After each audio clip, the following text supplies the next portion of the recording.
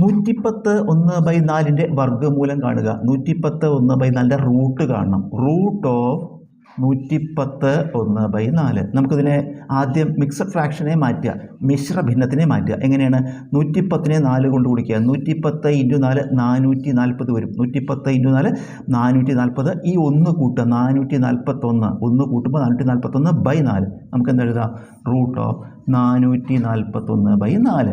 ഇനി നമുക്ക് അംശത്തിൽ ഇത് ഒന്നിച്ച് റൂട്ടാണല്ലോ, ഒന്നിച്ചാണ് റൂട്ട്. അപ്പോൾ അംശത്തിനും റൂട്ട് കാണണം, ഛേദത്തിനും റൂട്ട് കാണണം. ന്യൂമറേറ്ററിൻ്റെ റൂട്ട് എടുക്കണം, ഡിനോമിനേറ്ററിൻ്റെ റൂട്ട് എടുക്കണം.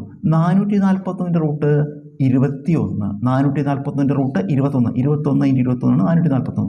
അതുപോലെ 4ൻ്റെ റൂട്ടോ 2 ആണ്.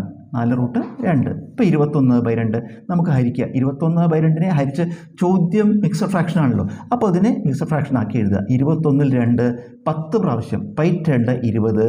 ശിഷ്ടം എന്ത് വരും? ഒരു 1 ഉണ്ട്. 10 1/2. ഉത്തരം 10 1/2.